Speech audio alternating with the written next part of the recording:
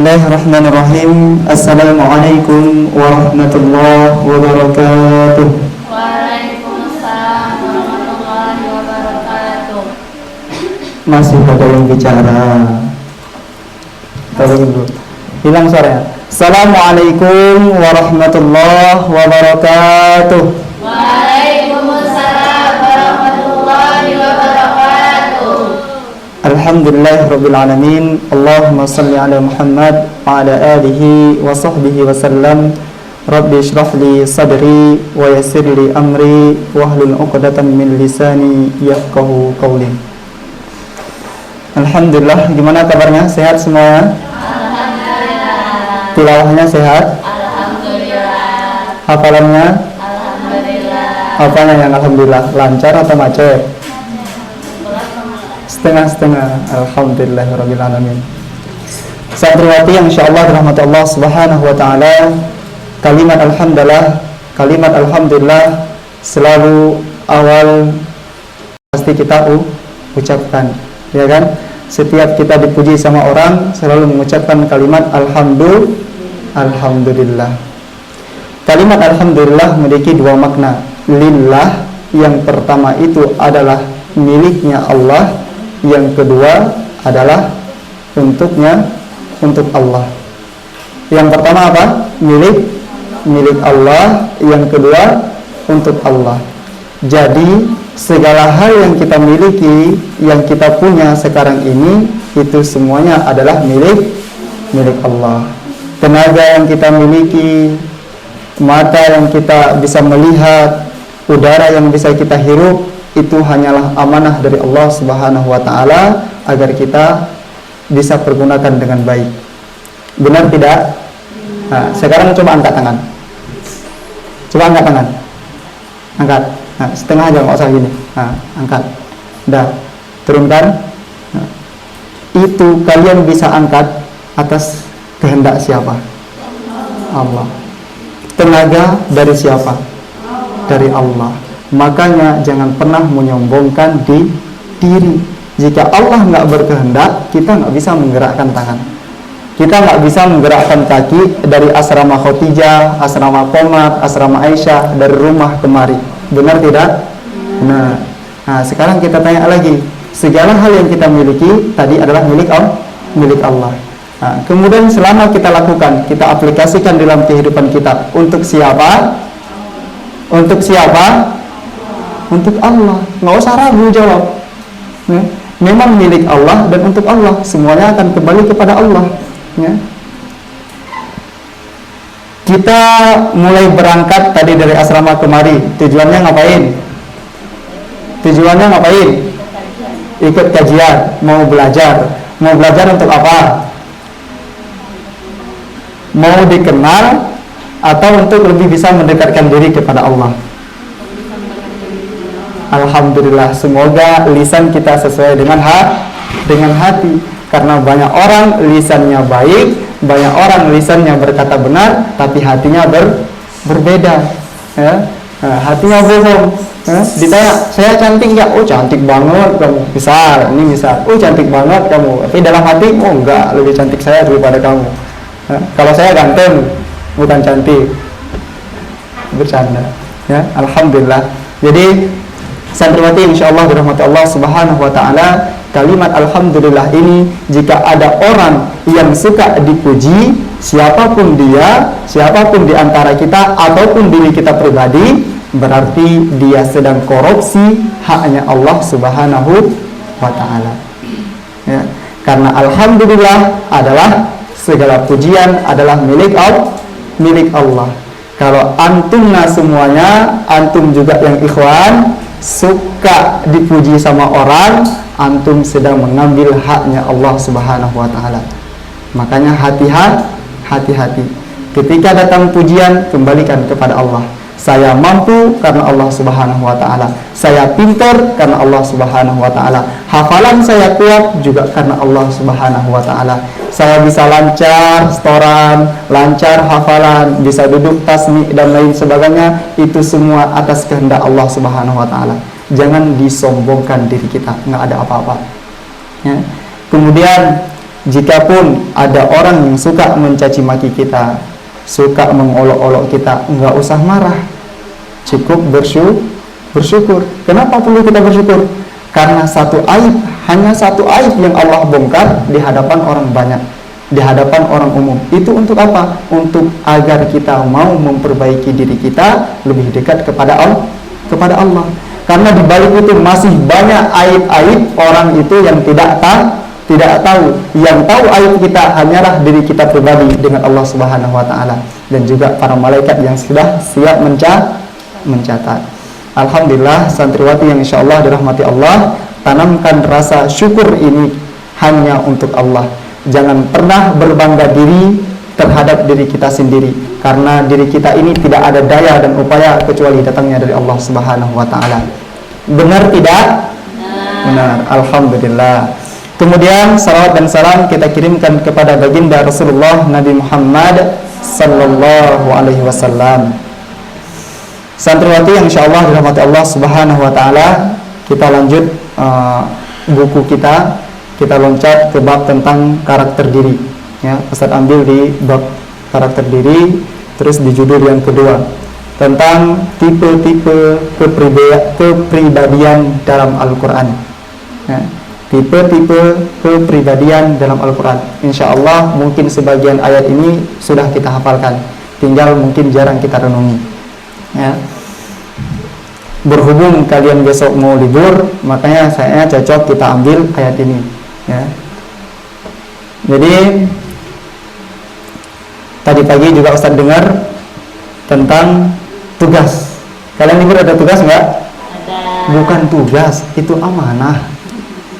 Ya, beda tugas sama amanah. Kalau tugas nggak dilakukan nanti jadi beban. Ya. Tapi kalau amanah, ya itu udah tanggung jawab. Ya, sama juga beda tipis.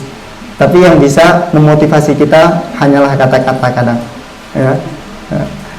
Jadikan itu amanah, tanggung jawab antum semuanya. Ya. Siap menjalankan amanah? Tadi jawabannya bilang gitu, siap, Allahu Akbar. Cuman suaranya di sini kecil, di sana kedengaran, di sana hilang, di belakang. Mohon maaf, tadi saya salah duduk di sini, jadi dengar. Ya. Siap menjalankan amanah? Siap, Allahu Akbar. Hilang suaranya. Ya. Apa terkalahkan dengan ini sepertinya? Ya. Udah siap-siap ngambil ini. Kalau ngambil ini, waktu sedikit pun nggak boleh berlalu, dikit aja lewat, merengek sana sini. Ya. Baterai nggak dicas saja, ustazah nggak ngecas tadi, udah kita minta tolong ngecas, misalnya. Ini kalau ini, tapi kalau waktu halakoh telat, biasa aja, bentar lagi juga paling disuruh berdiri. Pastinya nih gitu, benar? Udah. Kalau benar alhamdulillah, kalau enggak juga alhamdulillah. Ya. Nah, kita lanjut. Santriwati dan santriwan yang insyaallah dirahmati Allah Subhanahu wa taala. Tadi judulnya adalah tipe-tipe kepribadian dalam Al-Qur'an. Banyak orang tertarik mengikuti tes kepribadian. Tes-tes semacam itu dikemas dalam pelatihan untuk mengenal watak pribadi, karakter psikis, penelusuran bakat dan minat, gali potensi dan sebagainya agar tak salah dalam memilih karir duniawi. Tidak ada masalah memang, akan tetapi adakah perhatian yang sama dilakukan untuk menilai karakter diri dikaitkan dengan masa depan akhiratnya? Pernah nggak? Pernah mikir nanti setelah pulang misalnya pengen ikut pelatihan, pengen tahu jati diri kita di mana? Pernah kepikiran gitu? Pernah? Nah, ujung-ujungnya untuk karir duniawi. Ya, bahkan mohon maaf juga kita menghafal Quran kadang. Pernah tuh lagi marak-maraknya dulu menghafal Quran, banyak benar orang yang cari rumah Al-Quran. Ya. Setelah marak, setelah itu banyak ngedong. Ya, nggak ada lagi orang yang coba menghafal Quran. Kenapa? Karena sekedar menghafal itu bisa. Ya, sekedar menghafal itu bisa.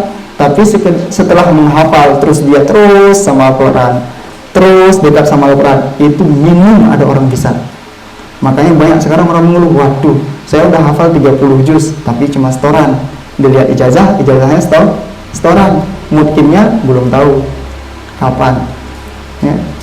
Tujuannya juga kadang mohon maaf, hafalan Quran cukup sekedar tes ke kampus, selesai lewat kampus, udah masuk kampus, udah masuk organisasi, sibuk sana sini, udah lupa sama murojaah. Ya, beasiswanya memang dapat, tapi kurang berkah.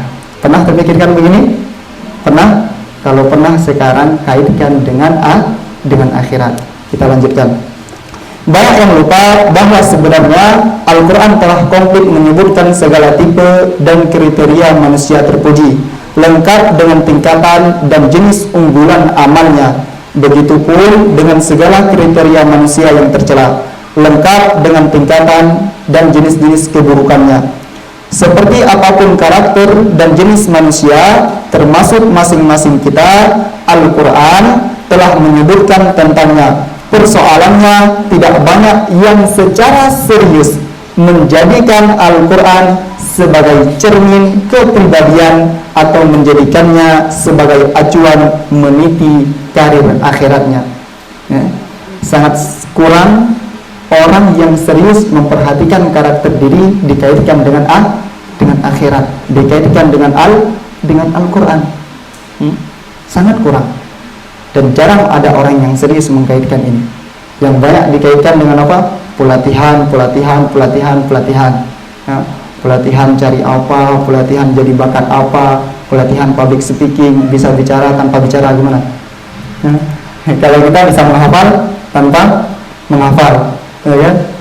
Dan banyak sekarang metode-metodenya itu. Ya. Nah, tapi jarang orang kaitkan dengan akhirat. Nah, kita masuk ke judul selanjutnya yang ditipe kepribadian menurut Al-Quran. Di antara sedikit orang yang secara serius melakukan tes kepribadian dengan Al-Quran adalah senior tabi'in Ahnaf bin Qais Muhammad bin Nasr Al-Marwazi dalam Mukhtasar Qiyamul Lail mengisahkan tentang Ahnaf. Suatu kali beliau duduk merenungi firman Allah. Kenal sama Ahnaf bin Qais? Kenal? Nggak kenal? Sama, saya juga nggak kenal, belum pernah jumpa. Ya, kita makanya dengar ceritanya saja, ambil hikmahnya. Nah, suatu kali beliau duduk merenungi firman Allah di dalam Quran surah Al-Anbiya ayat 10, yang artinya, sesungguhnya telah kami turunkan kepada kamu sebuah kitab yang di dalamnya terdapat dzikrukum, penyebutan tentang dirimu atau sebab-sebab kemuliaan bagimu. Maka apakah kamu tiada memahaminya? Coba kita ulangi ya. Sesungguhnya telah kami turunkan kepada kamu sebuah kitab yang di dalamnya terdapat dzikrukum, penyebutan tentang dirimu atau sebab-sebab kemuliaan bagimu. Maka apakah kamu tiada memahaminya? Ya, Al-Quran sudah diturunkan, tinggal ditanya apakah kita sudah memahaminya? Sudah belum? Belum. Nah, nggak usah takut jawab. Ngapain takut jawab? Kalau belum, tinggal belajar.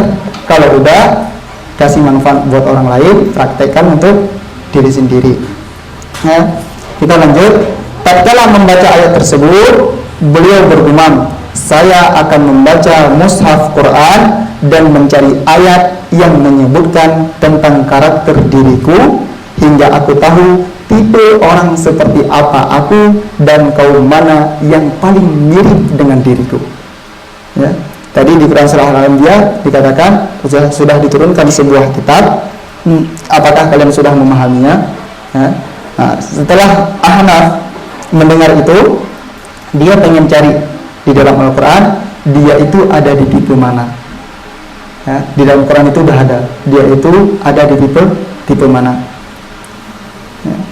Kemudian mulailah beliau membaca dan melewati karakter suatu kaum di dalam surah Al-Zariyat ayat 17 sampai 19. Udah ada yang hafal? Al-Zariyat ayat 17 sampai 19. Enggak mungkin enggak hafal. Ini juz 20 26. Bawa Quran, yang bawa Quran buka Quran enggak apa-apa. Itu Quran satu meja 3 lagi, Masya Allah. Hah? Alhamdulillah. Isinya sama kan? Isinya sama nggak? Alhamdulillah. Coba buka Quran, Al-Zariyat ayat 17 sampai ayat 19.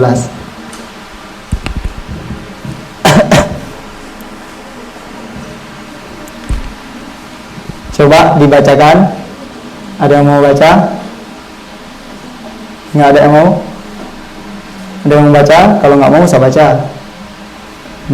Ya udah, Ustaz baca sendiri. Biar saya berpahala sendiri, ya kan? Alhamdulillah. Ya. Ayat 17, Allah Subhanahu wa taala berfirman, A'udzu billahi minasyaitonir rajim. Kanu qalilan minal laili ma yahja'un wa bil ashari hum yastaghfirun wa fi amwalihim haqqun lis-sa'ili wal mahrum. Coba baca artinya, yang lihat Quran. Coba baca artinya bareng-bareng. 1, 2, 3. Mereka sedikit sekali tidur pada waktu malam, dan pada akhir malam mereka memohon ampunan kepada Allah. Dan pada harta benda mereka ada orang miskin yang meminta dan orang miskin yang tidak meminta. Nah, itu karakter ciri orang yang pertama yang disebutkan dalam buku ini. Ya, yang pertama adalah orang yang rela bangun malam, terus sedikit tidur, di akhir malam dia beristighfar kepada Allah Subhanahu wa taala. Kemudian selanjutnya mereka adalah, dan pada harta benda mereka ada hak untuk orang miskin yang meminta-minta dan orang miskin yang tidak meminta-minta. Mereka bersedekah. Nah, tinggal tanya kepada diri antum sekalian, adakah kita di karakter ini? Nah, jawab di hati kita masing-masing. Ya, ini karakter pertama yang disebutkan dalam buku ini. Ya, makanya nggak perlu cari karakter diri di luar pelatihan-pelatihan. Al-Quran itu sudah jelas dikatakan kita itu ada di tipe apa. Ini yang pertama. Ya, tipe yang pertama adalah tipe orang yang sedikit tidur, rela mengorbankan waktunya untuk murojaah, rela mengorbankan waktunya untuk menambah hafalan, rela mengorbankan waktunya untuk mujahadah pelajaran-pelajaran. Supaya apa? Cerdas. Supaya apa? Bermanfaat untuk dirinya pribadi, ya, bermanfaat untuk anak-anak yang dididik, ya. Kemudian di surah beliau juga mendapati kaum yang memiliki karakter, yaitu di surah Ali Imran ayat 134. Ali Imran ayat 134. Siapa yang mulai hafalannya dari depan? Ayat 134. Alladzina yunfiquna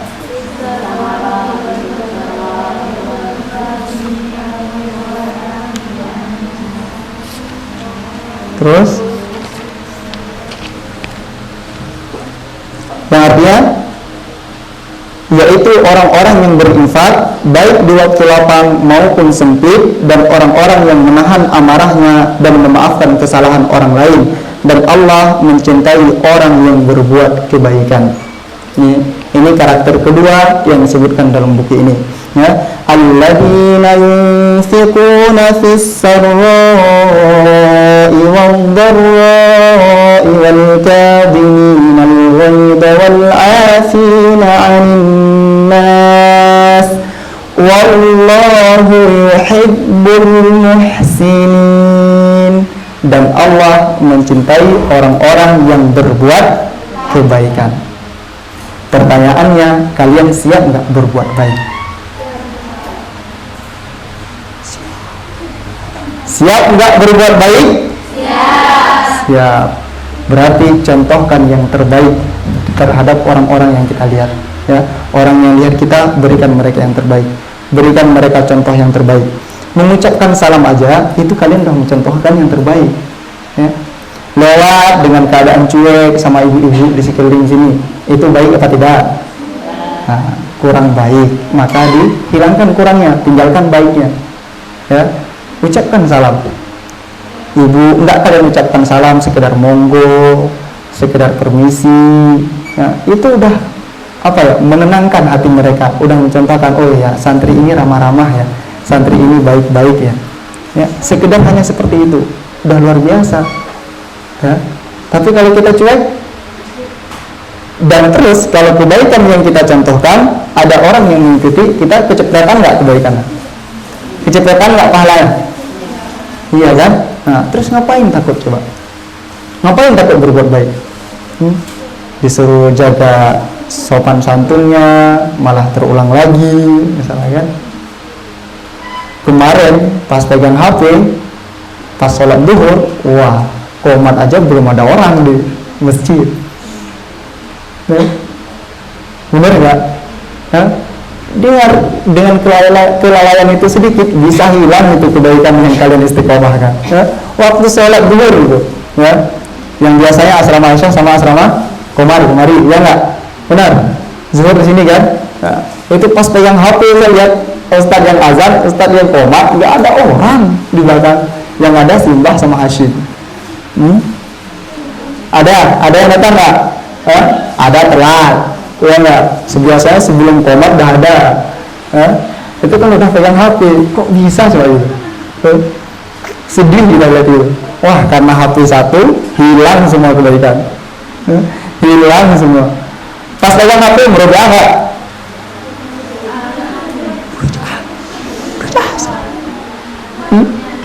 Berubah nggak? Berubah, alhamdulillah. Terus selanjutnya beliau yang tadi yang pertama tentang orang yang sedikit tidur, yang kedua adalah tentang orang yang berinfak, yang ketiga di Quran surah Al-Hasyr ayat 9 beliau juga melewati kaum yang dipuji oleh Allah dan firman-Nya di Quran surah Al-Hasyr ayat 9. Udah ada dapat? Coba dibacakan Al-Hasyr ayat 9. Coba satu orang, nggak usah disuruh lah. Bismillah, yuk. Siapa?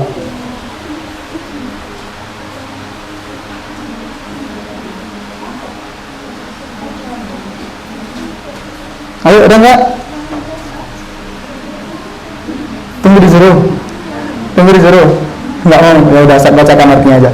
Di ayat 9 kita ambil itu arti sebagian, dan mereka mengutamakan saudaranya atas diri mereka sendiri sekalipun mereka dalam kesusahan, dan siapa yang dipelihara dari kekikiran dirinya, mereka itulah orang-orang yang beruntung. Ya, ini adalah orang-orang yang mengutamakan orang lain. Ketika dilihat orang lain susah, dia lebih mengutamakan orang lain. Ya, Ustaz pernah cerita ini kan, mohon maaf, ketika ada teman Ustaz itu yang punya uang cuma berapa kemarin, pernah saya cerita ini, 50.000 di kantongnya itu, dilihat pengemis di depan Indomaret, ya, dikasih semuanya. Setelah itu dibalas 3 kali lipat sama Allah Subhanahu Wa Taala seminggu kemudian. Ya, ini ciri-ciri adalah orang yang mengutamakan diri orang lain. Ya, mengutamakan diri orang, lihat orang lain susah, lihat orang di pinggir jalan nanti belum makan dikasih dulu, meskipun dia belum makan, meskipun dia belum ada. Ya, ini adalah ciri-ciri orang yang mengutamakan diri orang lain. Di sini kalau kisahnya tentang muhajirin dan kaum ansor, alhamdulillah. Ini juz semua yang sudah dihafalkan, benar nggak? Benar. Nah, pernah nggak kalian merenungi ayat-ayat seperti ini? Pernah nggak merenungi ayat seperti ini? Tidak. Nah, sekarang renungi. Ya, renungi ayat ini. Udah berapa tadi? Berapa? 3. Ya, nanti kalau lihat kalian itu, kita itu ada di karakter mana? Ya, tinggal lihat. Dan kita itu mau di karakter mana? Ya, mau berubah di karakter apa? Mau hanya sekedar menjadi orang-orang biasa, atau memang orang-orang yang difirmankan oleh Allah Subhanahu Wa Taala dalam firman-Nya ini? Ya, pilihan itu tergantung diri kita. Makanya kalau pengen berubah jangan tanggung-tanggung. Ya, kalau pengen berubah jangan tanggung-tanggung. Di balik perubahan yang kita inginkan, selama kita sabar, selama kita berani berjuang, berani bermujahadah, itu ada rahasia Allah yang belum diungkapkan. Dan suatu saat ketika Allah kasih itu rahasia, dibongkar itu rahasia, rasakanlah nikmat itu. Ya. Sedikit kita putar cerita Dr. Wahyu. Kalian coba ambil cerita beliau itu. Ya. Beliau dari minus, nggak ada apa-apa, banyak hutang. benar tidak? Nggak ada apa-apa, ya. Tapi beliau di situ bersabar, berjuang, niat-niat pengen bayar utang orang lain, akhirnya dibantu dengan Allah Subhanahu wa taala. Lihat sekarang apa yang Allah berikan kepada beliau. Udah diberikan alhamdulillah hartanya yang cukup dan juga bisa bermanfaat untuk orang lain, bermanfaat untuk anak yatim piatu, bermanfaat untuk kaum duafa, bermanfaat untuk anak para penghafal Quran. Mau nggak kita kayak gitu? Kalau cerita mau semua. Dibilang disuruh mujahadah, suruh berjihad, Ustaz belum istirahat, ya. Ustaz belum istirahat, ya. Ustaz kita belum makan, ya. Beliin makan dulu, ya. Pasti gitu, yang namanya manusia. Tapi kalau pengen berbagi, pengen, semuanya pengen. Bila suruh mujahadah, ada aja alasan datang. 1001 alasan muncul semuanya.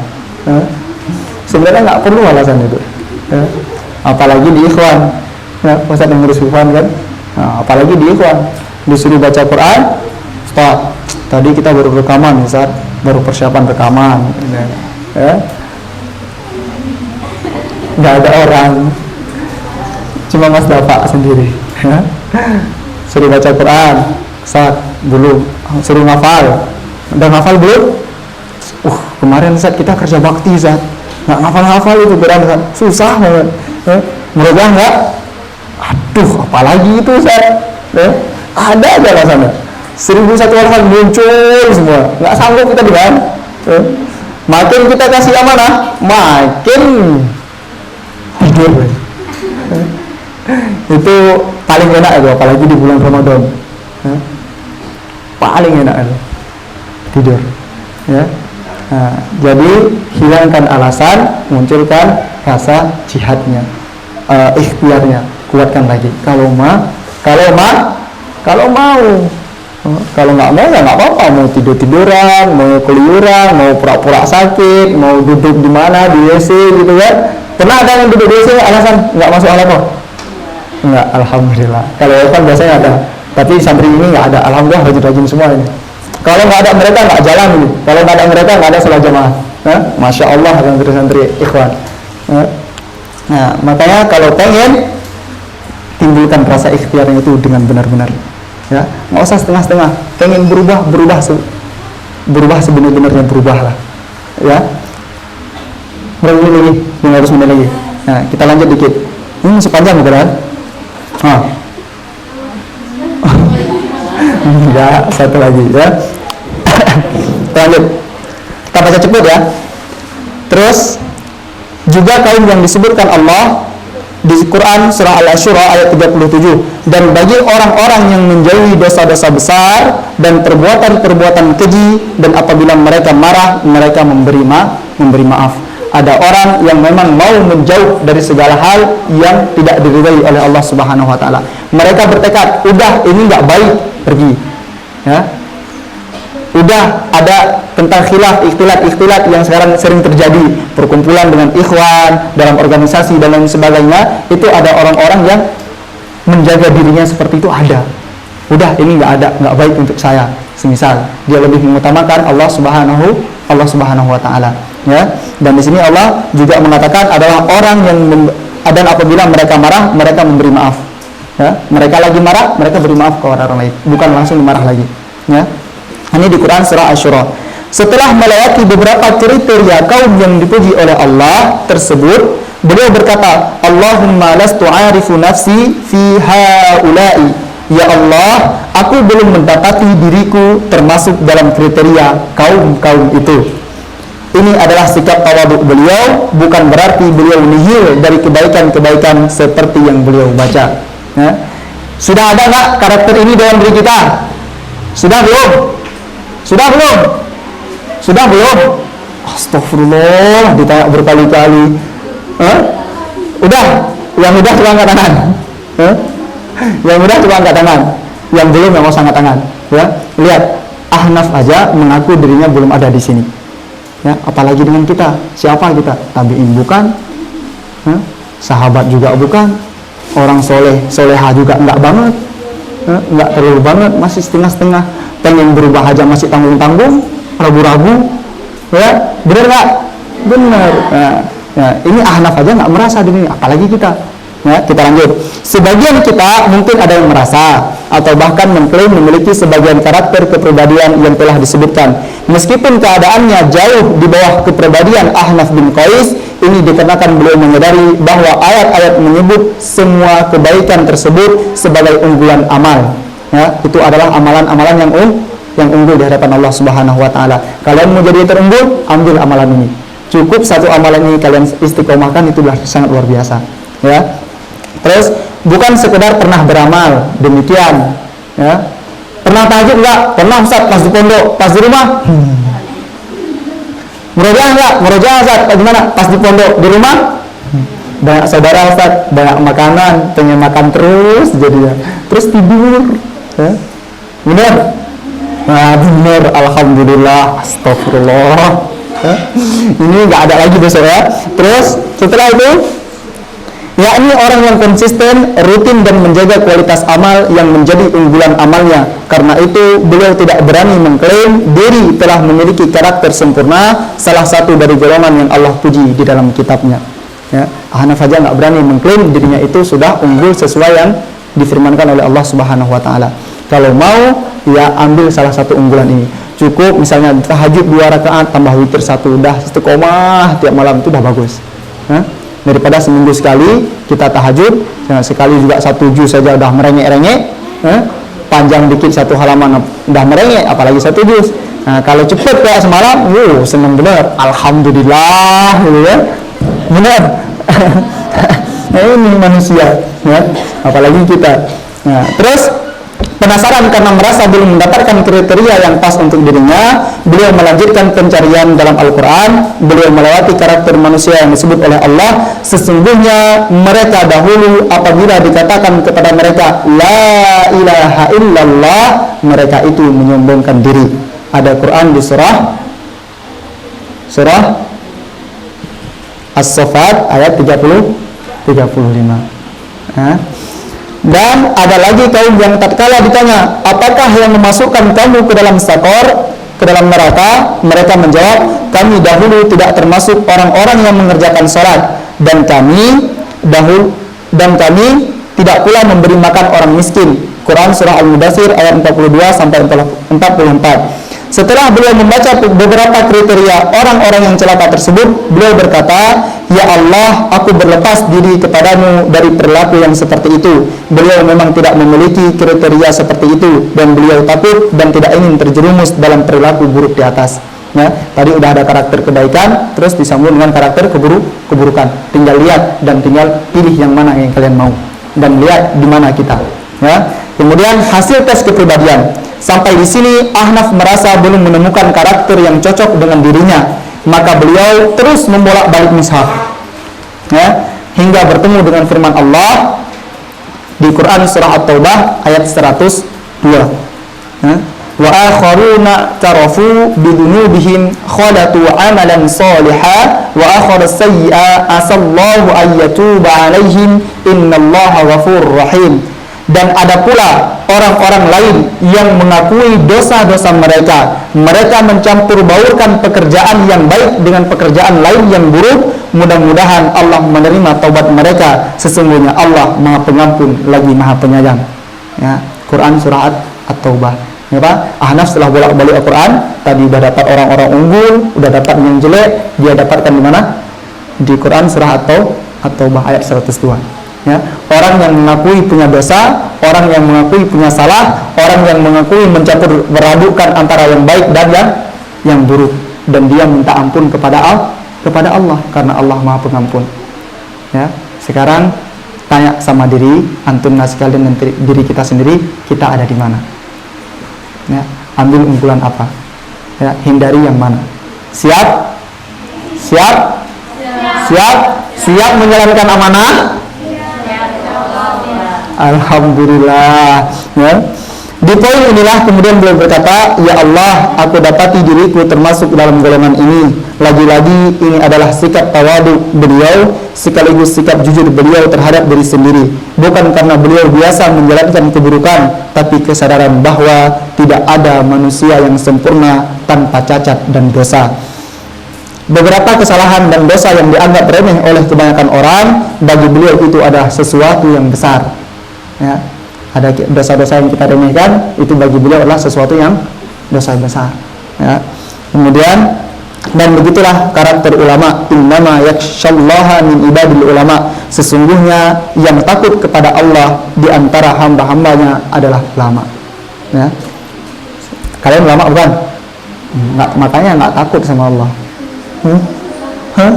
Astagfirullah, enggak. Makanya kalau kita memang bukan ulama, tapi kita adalah orang-orang yang menuntut ilmu.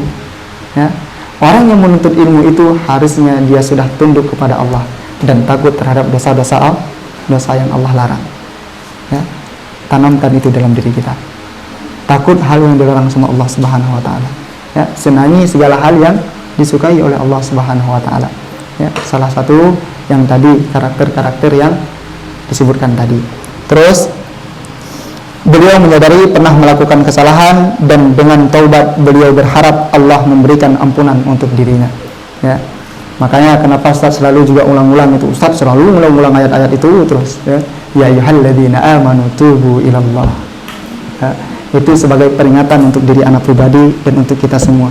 Kalian udah hafal Quran, setidaknya ayat-ayat yang seperti itu kalian ingat. Ya. Supaya apa?